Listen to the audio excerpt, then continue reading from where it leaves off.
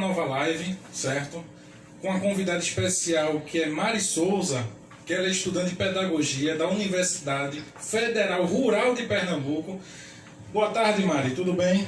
Boa tarde a todo mundo que está assistindo a gente, que a gente está mais uma vez juntos aqui hoje, com o nosso pré-candidato. Boa tarde a todos, boa tarde pré-candidato Almir, como o senhor está, tudo bem? Boa tarde, Mari, boa tarde, Lucas. Eu quero desde já agradecer, o seu apoio, por querer se enganjar conosco nesse projeto político. Para mim é um prazer, viu, Mari, ter você conosco, já para acrescentar e fortalecer ainda mais o nosso grupo e abrilhantar as nossas propostas políticas, E dizer que estou à disposição de vocês e estou à disposição da cidade de Olinda para mais uma vez nós debatermos Olinda. Mari, me diga de onde você vem, qual é a sua cidade natal. Me conte um pouco da sua história.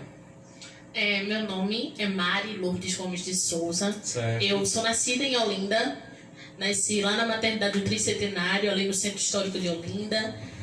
Nasci de Olinda, me criei em Olinda, sou de Olinda desde que eu me entendo por gente. Sempre fui de Olinda e assim, sou estudante de pedagogia, como você já falou, da Universidade Federal Rural de Pernambuco. Estou no meu último ano, estou concluindo o curso, graças a Deus. E assim, eu nunca tive nenhum engajamento político, mas eu sempre tive senso de justiça e honestidade. E eu acho que isso é uma coisa muito forte para a gente poder ser falado. Muito bom. Que muitas pessoas, assim como eu, estão procurando um pré-candidato, um candidato com honestidade, como o nosso pré-candidato, e que nós vamos agregar para, consequentemente, alcançarmos e ajudarmos a população de Olinda, que é uma população que precisa ser ajudada em diversos pontos. Mais uma filha de Olinda, aqui conosco, Sim, verdade. Então vamos debater, vamos dar continuidade à nossa última live da semana passada. E vamos começar de onde a gente parou. Valmir Costureiro, pré-candidato de Olinda, certo? Me fale um pouco mais sobre a atribuição do vereador. Vamos continuar, porque eu quero que as pessoas de casa entendam o real trabalho de um vereador. Então, explica um pouco pra gente. Mari, fique à vontade para fazer perguntas. Você está em casa, é sempre bem-vinda, viu? Quem tiver pergunta e dúvida, mande pra gente que a gente vai estar respondendo. Ali atrás está nosso amigo Solano, que está nos bastidores, mas ele vai aparecer aqui com a gente, certo? Então vamos lá começar isso aí. Me diga um pouco. Gente, como deixa eu virar aqui um pouquinho para os queridos amigos, telespectadores, que estão em casa nos assistindo. Eu quero desde já agradecer a vocês a vossa participação.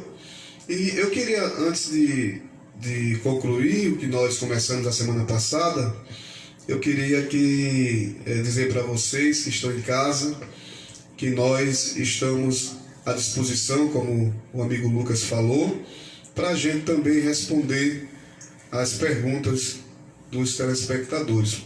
Bom, como nós falamos a semana passada, a principal atribuição, ou as principais atribuições do vereador, como nós falamos, primeiro é legislar, que é criar leis, mas deixando bem claro, Mari e Lucas, Solano e os que estão em casa, que não é legislar e criar leis em benefício próprio ou em benefício de um grupo, e sim em benefício de uma cidade, No caso, estamos falando da cidade de Olinda.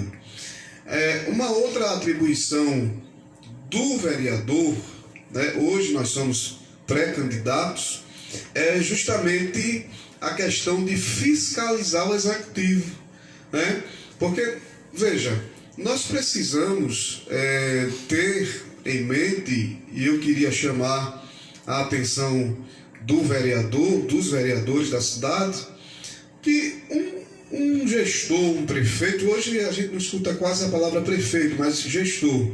Um gestor de uma cidade, ele tem que se colocar na condição de um líder político que rege uma cidade e aceitar ser questionado. né? Até porque ele sendo questionado vai ser muito bom para ele, porque aí ele vai mostrar para a população que ele está trabalhando de uma forma correta. Por exemplo, como é que um vereador fiscaliza o executivo, né? Ora, por exemplo, um deputado, um federal estadual, ele manda uma emenda, destina uma emenda, né, para uma área da cidade, por exemplo, para a saúde. Digamos que vamos dar um exemplo prático aqui. Digamos que um posto de saúde precisa ser revitalizado, ou seja, passar por uma reforma, colocar médicos, enfermeiros, insumos para o posto de saúde para atender a população. E aí o que acontece? O município não tem verba. Aí o que é que acontece? Vai um deputado e destina uma verba, um certo valor, para aquela questão ali. Então, o que é que cabe ao vereador da cidade? É ver se a emenda, a verba que foi destinada para aquela situação, se ela realmente está sendo empregada ali. Está entendendo? Se ela não está tendo outro destino. Então, essa é obrigação do vereador. O vereador ele tem por obrigação de ir nas unidades, seja nas escolas, seja na área da saúde, na questão do meio ambiente, seja na questão estrutural da cidade.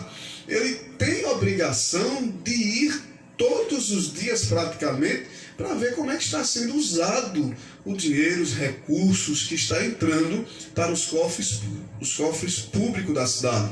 E eu quero dizer o seguinte, para concluir essa pergunta, a resposta, que um gestor que ele realmente é um gestor sério, como nós temos hoje, eu quero frisar bem, temos um gestor muito sério na cidade de Olinda, né, o professor Lupécio. Quero dizer que nós somos da base do professor Lupécio. Isso não adianta ninguém vir com, me permite a expressão, com mimimi, porque a gente é da base do prefeito Lupécio, que tem feito um trabalho muito sério na cidade de Olinda. Olinda avançou muito, né? Olinda tem avançado muito. Depois a gente vai até falar um pouco a respeito do avanço que Olinda deu. Então, eu tenho certeza que o professor Lupécio vai querer ter um vereador do lado dele, que ajude ele a governar a cidade e junto com ele dê satisfação para a população olindense. Que isso é muito bom, tanto para a gestão do prefeito, como a população vai ver que o vereador, aquele que foi eleito para aquilo, está realmente fazendo aquilo que era para a comunidade, a população fazer. Porque a própria lei diz que o vereador, ele é eleito pelo voto do povo, para representar o povo. Então, ele representa os anseios do povo. Então, a questão é essa: além de legislar, o vereador, ele tem o poder de fiscalizar o executivo e tudo aquilo que é feito dentro da cidade. Trabalhar com total transparência, né? Trabalhar verdade. De fato, dando satisfação a quem merece satisfação, que é o povo, né? É verdade. O povo, ele é assim, é o grande, como é que eu posso dizer? Eu acho que é o mais importante na política, é o povo, não é o candidato, não é partido político. Eu acho que na política o mais importante é o cidadão de bem, Dona Maria, seu Sim. Zé, que está lá no batente, está na feira, tem seu pequeno comércio, empreendedor. Né? Então, assim, muito bom, parabéns pela sua visão política de dar satisfação ao povo, total transparência. De fato, Lupécio tem feito um ótimo trabalho. Está aqui meus agradecimentos, meus parabéns ao professor Lupécio, que está nos assistindo. Então, assim, vamos trabalhar com essa política, até porque antes da gente ser político, a gente é cidadão. Antes da gente se filiar a partido político, a gente já paga imposto. Sim. A gente estuda. Eu venho de escola pública, já estudei tanto de escola pública quanto particular, né? E se hoje eu estou aqui, graças a Deus eu tenho uma formação em Direito, mas eu sou cidadão. Antes de tudo, eu sou cidadão, você é cidadão, né? Ele é cidadão. Então, assim, parabéns. Você vem da cidade de Tabajara. Sim. Da Tabajara. Verdade. Né? Eu estava vendo aqui, estava até conversando com o Mari, que você tem um projeto de transporte alternativo. Por sinal, a gente comentou na última live, né? Sim. Então, assim, eu vou deixar com o Mari fazer as perguntas dela, né, que a gente estava debatendo isso, sobre transporte alternativo no seu bairro, na sua cidade. Viu? Pré-candidato, Pois não. sobre o transporte alternativo, como é que o senhor pensa nesse transporte? Como seria esse transporte ativamente dentro das comunidades? Porque, na verdade, o transporte é para as altas comunidades de Olinda, Sim. que muitas vezes tem dificuldade com ônibus, com os transportes maiores. É verdade. E aí eu gostaria que o senhor falasse um pouquinho sobre esses transportes alternativos, como funcionaria na prática para o cidadão, como seria esse transporte? Veja, nós moramos numa cidade, Mari, uma cidade onde eu costumo dizer que Olinda é feita de ladeiras e altos, né? São poucos os bairros que são na parte baixa. A gente vai enumerar pelo menos uns 2 ou 3 aqui, que é Rio Doce, né? A parte central do Rio Doce a gente vê que é a parte baixa. A parte Peixinhos, Jardim Brasil, pelo menos Jardim Brasil 1, Jardim Brasil 2 ali é uma parte baixa.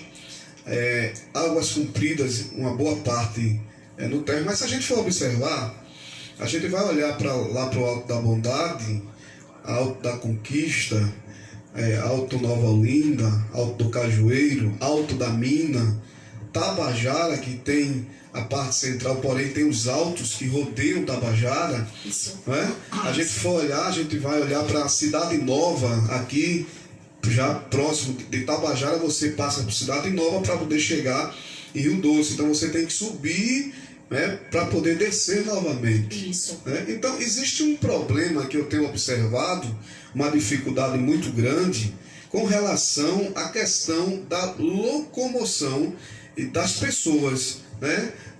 A chamada, aquela expressão que sempre tem se usado, que é a mobilidade das pessoas.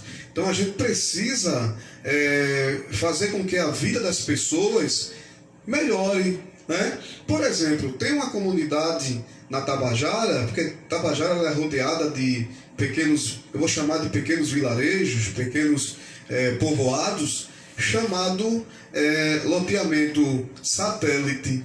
Né? Se você chega ali na Tabajara, você desce do ônibus ali na Tabajara, no começo da vila. Então a pessoa vai pegar um ônibus, ele tem que andar pelo menos de 15 minutos, mais ou menos, 10 a 15 minutos. Né? Você vê uma comunidade como eu falei agora, a Cidade Nova. Tem pessoas que moram na Cidade Nova, mas o acesso dele é na Tabajara. Então ele vem da Tabajara, desce ali na PE15 e ele vai andar muitas vezes de 15 a 20 minutos a pé para poder chegar em casa. Então nós precisamos, juntos com o Executivo, né, junto o Legislativo, a gente sentar para a gente discutir um transporte alternativo. Nós temos hoje, o único transporte que nós temos como sendo alternativo na cidade, são os mototaxistas, que por sinal, eles fazem um excelente trabalho, né? São pessoas que socorrem as pessoas no momento que elas mais precisam. Agora imagine, você já veio do Recife, né? Você pagou uma passagem. Se você pegar um ônibus tarifa A, você vai pagar, parece que é R$ 13,45. Se você pegar o ônibus tarifa B, você vai pagar R$ 4,00 e mais um pedacinho. Aí quando desce na Tabajara, o mototaxista vai cobrar o serviço dele, claro, é justo, e ele não vai cobrar menos de R$ 5,00 para te deixar em casa naquela distância. Tá entendendo? Então nós precisamos sentar, isso é um estudo que precisa ser feito, junto com a prefeitura. Eu não estou dizendo aqui que eu vou criar, porque na realidade o vereador ele não tem poder para criar, ele tem poder para lutar, para buscar, para pedir. Então nós vamos juntos, ao chegarmos, né, nós vamos juntos fazer o quê? Nós vamos colocar um projeto de lei onde haja uma discussão na Câmara de Vereadores. Nessa discussão nós vamos discutir com os nossos pares. Em alguns pontos da cidade de Olinda, se eu não estiver equivocado, já tem algumas áreas que atuam com transportes alternativos.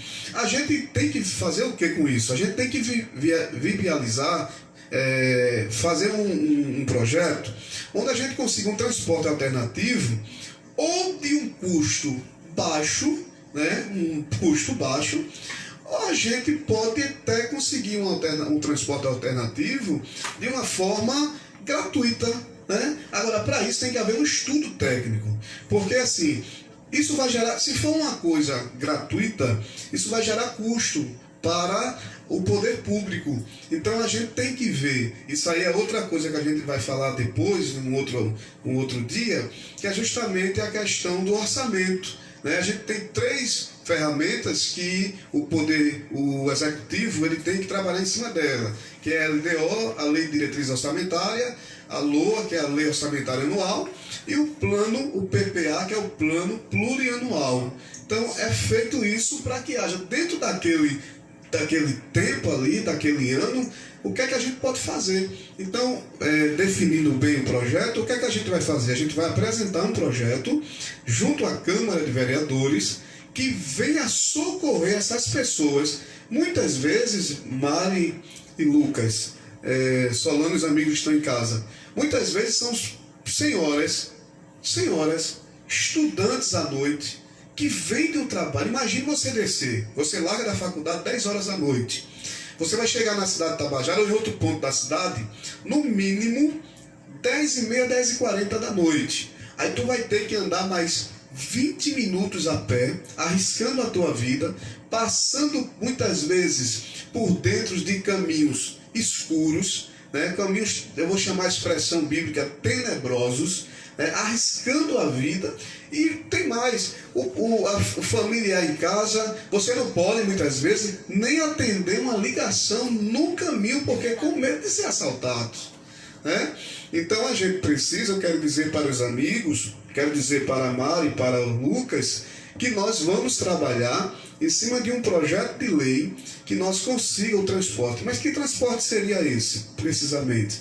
A gente tem, pode ser um micro-ônibus ou uma van, né? A gente tem um estudo técnico, buscar parcerias, pode-se fazer uma parceria público-privada, né? A chamada PPP, parceria público-privada, ou seja, o poder público em parceria com a organização privada, né? Criar um transporte tipo para de ajudar. Cooperativa, né? Isso pode ser uma cooperativa. Né? Então, isso, o projeto, ele teria que ser ou custo zero para a sociedade, ou um valor mínimo possível que não viesse extrair tanta coisa já da população tão sofrida na cidade. O candidato, a Tabajara ali, será que a gente pode chamar de complexo? Porque a Tabajara tem tanta comunidade ali, satélite, parece que o Japão também, né? Ali a parte de trás, né? Da cidade de Tabajara, tem Tabajara alta, abaixo, tem do outro lado ali, tem, parece que é a Bananeira, né? Sim. Ali, mas será que a gente pode chamar Tabajara do complexo? Veja, é porque Tabajara é rodeada de pequenos povoados, né? Quando você fala complexo, juntando tudo, a gente denominar tem uma visão geral, né, do caso disso aí. Isso.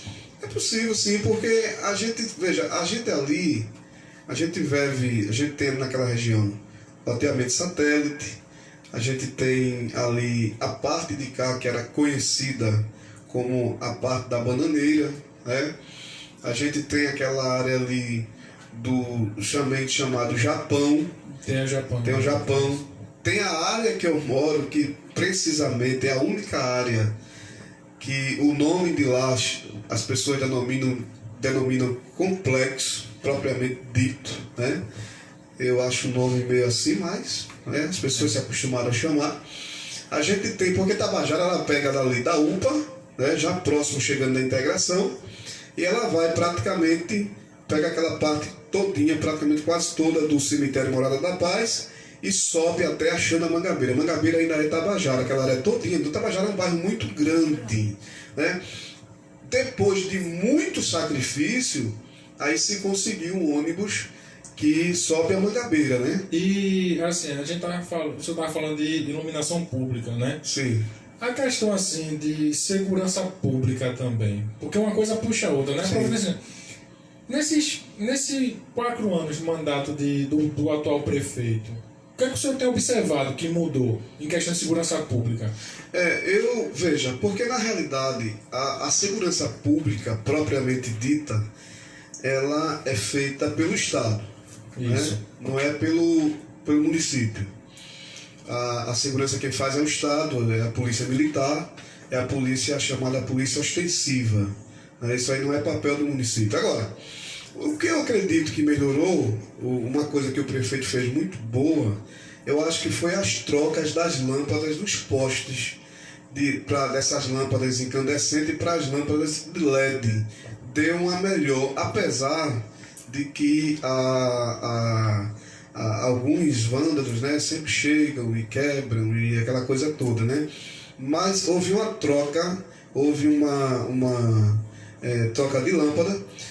Eu também percebo que houve também uma parceria boa junto o governo do estado com a própria prefeitura, porque Isso. hoje a gente vê, quem disser que Tabajara hoje não passa uma viatura da polícia está mentindo, porque a gente vê a viatura, né, correndo os bairros. E outra coisa boa, a gente vê de vez em quando, sempre, de vez em quando não, praticamente quase toda semana, quase todos os dias, a gente vê abordagem, a gente vê a questão, isso é parceria da prefeitura com o governo do estado. Com certeza. Né? A gente vê a questão, os policiais realmente fazendo a abordagem, como nós falamos, entrando nas ruas, né, fazendo todas as ruas. Onde eu moro mesmo, de vez em quando a gente sempre vê, eles passam, eles descem, o pessoal da Rocan, né, das motos, tudo. Então eu acho que a segurança a gente Tem melhorado, tem melhorado, sim. Pelo menos é o que eu vejo na Tabajara. Eu acho que a gente tem assalto, a gente vê, sabe, todo lugar, violência, mas eu acho que a coisa melhorou um pouco, né? Melhorou. Eu queria realmente parabenizar o projeto do pré-candidato, porque realmente o transporte alternativo é uma maneira de viabilizar a população realmente. E o custo mínimo, porque a população vai utilizar diariamente. Sim. Porque não é uma coisa esporádica. É verdade. Sabe, é uma coisa que a população vai estar usando todos os dias. Todos os dias o estudante vai para a faculdade, o trabalhador ele vai para o seu trabalho, ele retorna para o seu trabalho. Então é uma coisa diária. Então por isso que realmente gostaria de parabenizar o pré-candidato, porque é um projeto que a população está precisando. É uma necessidade da população. E que muitas vezes essa necessidade acaba sendo deixada de lado por conta de outras necessidades. Mas é um projeto muito bom, um projeto bem conceituado. Eu tenho certeza que será de grande valia para a população olindense. Agora, Mari, eu queria só deixar claro aqui que o vereador, como nós falamos no começo da nossa fala, nós não estamos dizendo aqui que vamos fazer a questão, vamos colocar o projeto. Então, deixar bem claro que o projeto vai haver um estudo do projeto para a gente ver a melhor forma de viabilizar, né? Quase que não sabe, viabilizar a questão, né? Principalmente para essas pessoas. A gente tem uma lei, me parece que é uma lei estadual muito boa, que a partir das 22 horas, os ônibus para mulheres, eles têm que parar, eles param, parece que é num lugar mais iluminado, ou a mulher tem o direito de pedir para parar próximo da casa dela, a casa ela mora próximo da parada, né? Uma coisa muito boa. Então a gente vai lutar para viabilizar essa questão. Agora, falando da segurança, a gente tem um posto policial lá, que foi, me parece que foi um tempo certo do GAT na Tabajara, e que as pessoas hoje, né, alguns cidadãos, lutam para tentar reativar. Eu não sei como é que está o processo ali ainda, mas a gente pode ver isso depois para a gente correr atrás também. Né? Porque mesmo a segurança seja a responsabilidade do Estado, mesmo que o Estado queira botar um posto policial lá, mas se não tiver infraestrutura Sim. da prefeitura, né, uma casa para ser alugada, se não tiver um prédio próprio, não tem como. Os policiais não tem onde ficar. uma vai ficar na rua. parceria. Tem que ser uma parceria. Mas existe esse prédio. Certo. Lá, ali tem a Igreja Católica, do lado tem um prédio que ele foi sede, foi um tempo um posto, eu acho que eu posso dizer assim, da Polícia Civil, e passou um tempo sendo, se eu não estiver equivocado, sendo sede do GAT em Olinda. Mas aí fechou, né? Mas ele está lá para funcionar, né? Eu não sei como é que está o processo, mas a gente vê como é que está depois para a gente também poder falar alguma coisa a respeito. Certo. Agora vamos fazer assim, vamos deixar a Tabajara um pouco de lado, vamos falar de Olinda como um todo. Sim. Eu vi que o senhor tem um projeto muito bom aqui que eu estava lendo, a questão de moradores de rua, né? A questão de moradores de rua, principalmente criança e adolescente que passam necessidade na cidade de Olinda, ali no centro histórico, né? Tem muito. Que dorme na rua, não tem o que comer, né? E isso é um assunto muito interessante que me chamou a atenção, porque o que acontece? Em Recife mesmo, se a gente for qualquer hora do dia, da noite, tem criança ali de 13, 14 anos que não tem o que comer, não tem o que vestir. Verdade, né? verdade. Vive ali como se não existisse, como se o poder público não enxergasse aquela situação. Uma invisibilidade muito grande. Pois é. Então, assim, você às vezes tem um idoso que é morador de rua, mas já nasceu ali na rua, né? E o que é que acontece isso? Necessidade ninguém quer passar. Ninguém quer passar aperto. Isso vai gerar o quê? Queira que não queira, um aumento de criminalidade no estado e no município. No município de Olinda, que é o que a gente está debatendo aqui, que o senhor é pré-candidato da cidade de Olinda. Em Olinda, qual é a sua visão política em questão a criança e adolescente e moradores de rua como um todo? Olha, veja, eu sempre fui... eu digo o seguinte, eu aprendi a ajudar as pessoas e gostar das pessoas. Meu pai, eu faz assim mais ou menos 30 dias, hoje, né? Hoje é 4? É 4 ou é 5? Hoje é 4, amanhã vai fazer 30 dias que eu perdi meu pai. Mas eu aprendi a ajudar as pessoas vendo ele ajudar, ele ajudou muita gente. É uma coisa que me corta o coração, é você passar, muitas vezes, principalmente isso acontece mais nas vias centrais da cidade, né? E ver as pessoas jogadas ali no chão e às vezes, ou na maioria das vezes, as pessoas quando passa de largo. A Bíblia diz, eu vou aproveitar um pouco, que a gente não pode sair dessa visão, que aquele homem que foi assaltado no caminho que descia de Jerusalém para Gaza, ele foi abandonado, passou o sacerdote, não deu atenção, passou o levita, não deu atenção, mas veio lá um samaritano, né? E o samaritano parou, olhou para ele, porque o sacerdote talvez estava lá com sua porção, seu salário bom, tudo, não estava nem aí. O levita ganhando o seu cachê de música, não estava nem aí. Aí o samaritano passou e disse, eu vou ajudá-lo, né? E aí cuidou dele e atou as feridas. Só que o que me chama a atenção é que o samaritano, ele não deu a ele a ajuda e foi embora. Não. Ele tirou ele daquela situação. E o que é que acontece? Não é só importante dar esmola, como alguns fazem, mas procurar, literalmente, tirar aquelas pessoas daquela situação. Então nós temos uma visão. Qual é a visão? Hoje existe um ponto de apoio que foi colocado pela Prefeitura da cidade de Olinda, nesse período do Covid-19, para cuidar das pessoas de rua. Eles vão lá, eles fazem a sua higienização, eles fazem um lanche e são despedidos, né? Projeto muito bom, uma coisa muito boa. Quero até parabenizar o prefeito da cidade por essa iniciativa, a sua equipe, né?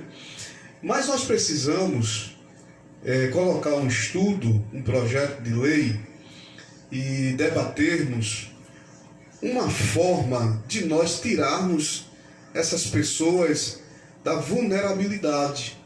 Com certeza. Né? Como? Nós precisamos criar um espaço público, né?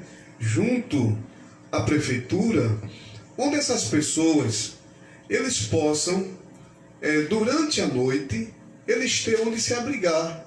Ou seja, ter um pré-cadastro dessas pessoas, a gente procurar descentralizar, não colocar exatamente nos pontos principais, por exemplo, no Varadouro, mas a gente procurar descentralizar. A gente sabe que o foco maior das pessoas que vivem nas ruas é mais no centro da cidade, né? Não é muito na periferia, né? No caso, nos arredores da cidade. Então a gente tentar viabilizar um projeto de lei que a gente consiga um espaço onde essas pessoas possam ser assistidas por psicólogos, por médicos, né? Tenha assistente social, a questão de cidadania, defensoria pública, a questão do Instituto Tavares Buril para tirar sua identidade, seu registro. Quantas pessoas tem ali que são pessoas que estão ali porque perderam seus bens, perderam o rumo, mas que querem voltar a viver, né? Que querem voltar a viver. Então a gente precisa, o poder público precisa olhar para essas pessoas com um olhar de bondade, ou seja, pegar aquelas pessoas, não fazer como tentaram fazer, me parece que em São Paulo, me ajudem vocês aí, a Cracolândia, onde o poder público, na sua essência, queria pegar as pessoas de uma forma a pulso, né? Até teve pessoas questionando porque estava havendo violência, que o cara tinha que ir de todo jeito. Não, você vai lá, busca aquela pessoa, pergunta se ela quer ser ajudada, né, de uma forma voluntária. Se aquela pessoa quer ser ajudada, ela vai ser ajudada. Se ela não quer ser ajudada, então como é que você vai ajudar uma pessoa que não quer ajuda?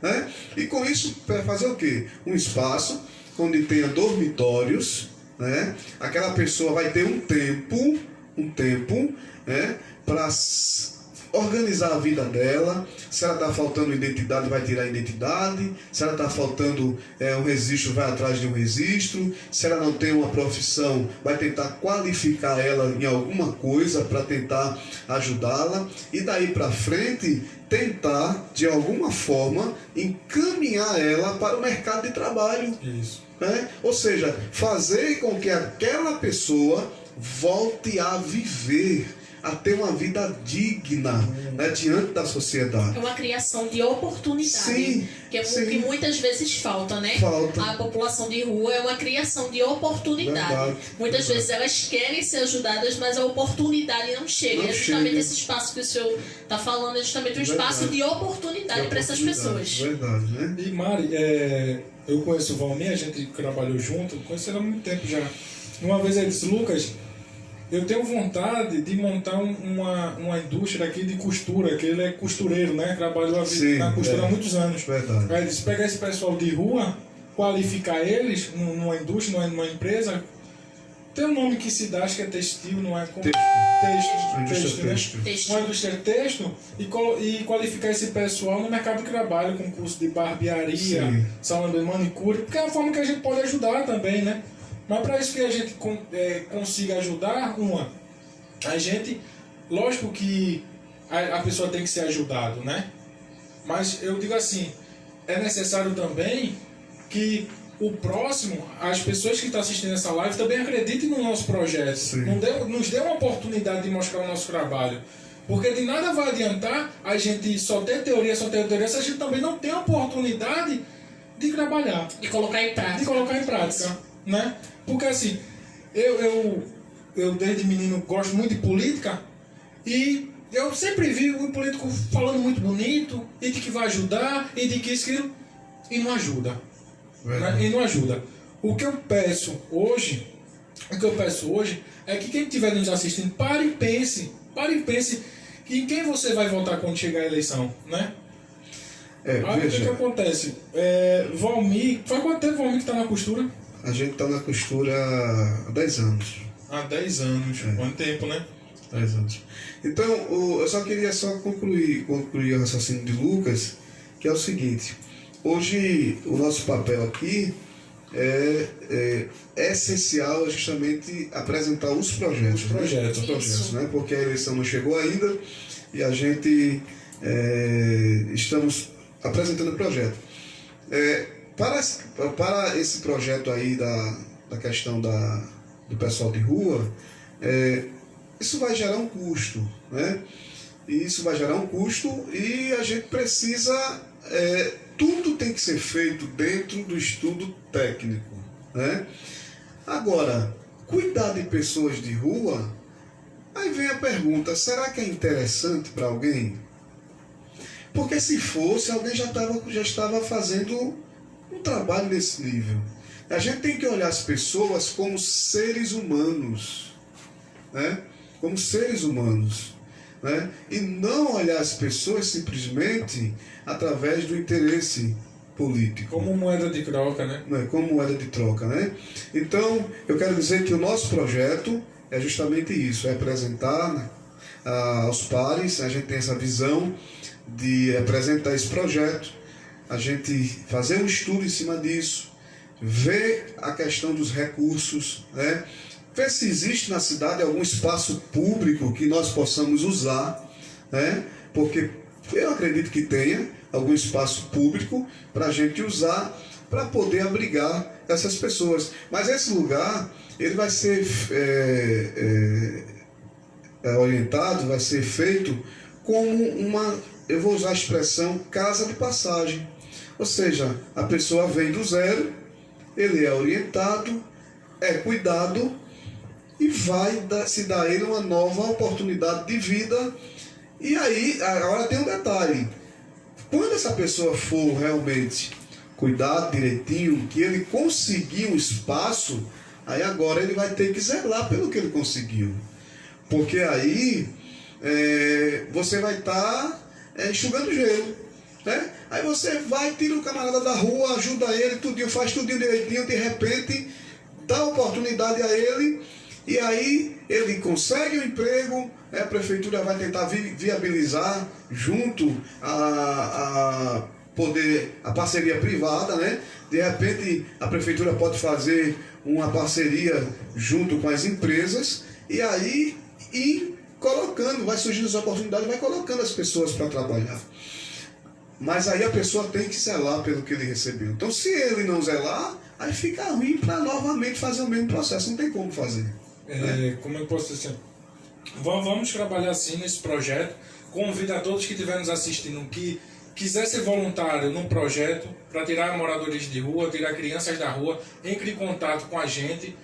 Tem o Instagram de Valmir, de Mariana, ela vai colocar aqui embaixo na live. Qual é o seu Instagram? marisouza.on. marisouza.on. ON. Pronto. Entre em contato com ela, que ela faz parte da nossa equipe aqui também.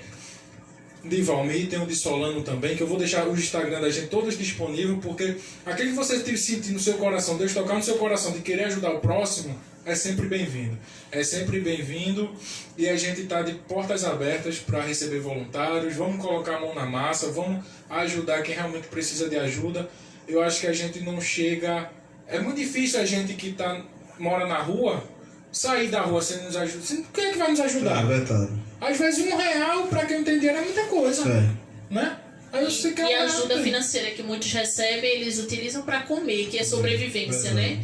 Então, assim, realmente é uma maneira de oportunizar, dar oportunidade a quem realmente precisa. Então, se você que está nos assistindo, você quiser nos ajudar também, se engajar junto conosco, sabe, ser voluntário, ajudar, sabe, as pessoas, olhar para os outros, não com invisibilidade, mas com visibilidade, olhando com amor, porque a gente precisa entender que a gente precisa olhar para as outras pessoas com empatia. Se fosse eu, se fosse você, Deus o livre, se fosse algum parente, a gente queria que alguém olhasse para a gente com empatia. Então, que a gente possa realmente entender. Se você está aí, você entra em contato com a gente. Vai ser um prazer ter você como voluntário junto conosco nesse projeto. E é isso.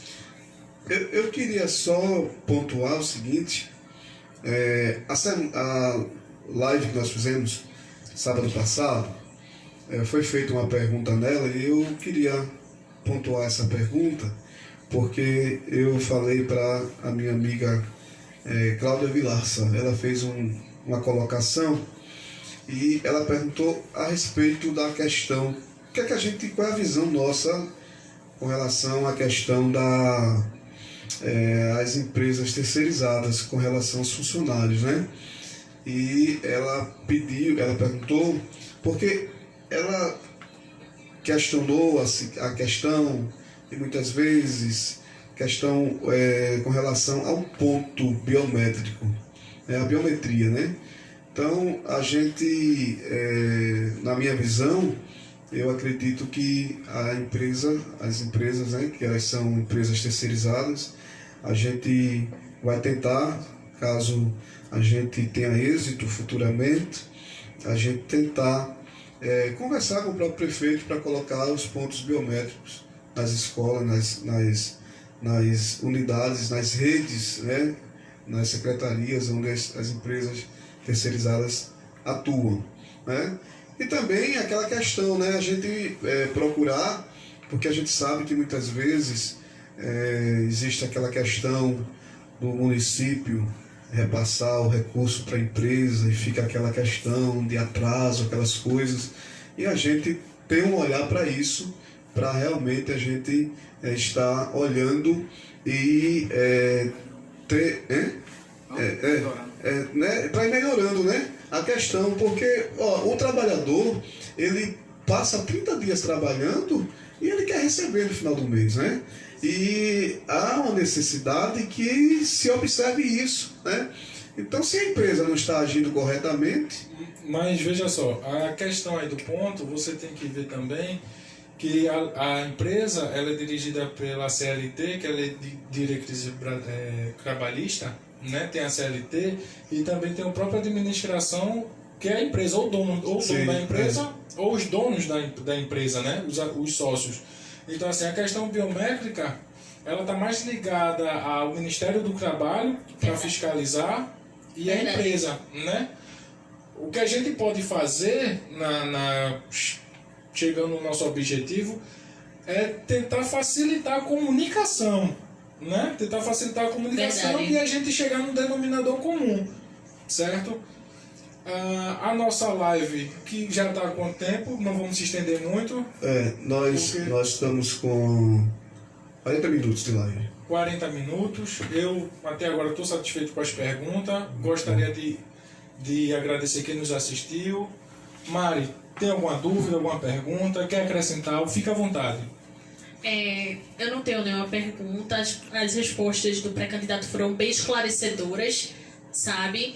E assim, você que tem sugestões, eu acho também que você que tem sugestões está nos assistindo, coloca lá alguma sugestão que você tenha, alguma pergunta como a moça que perguntou de semana na próxima live passada, se você tem alguma pergunta, que eu tenho certeza que o pré-candidato vai responder com o maior prazer.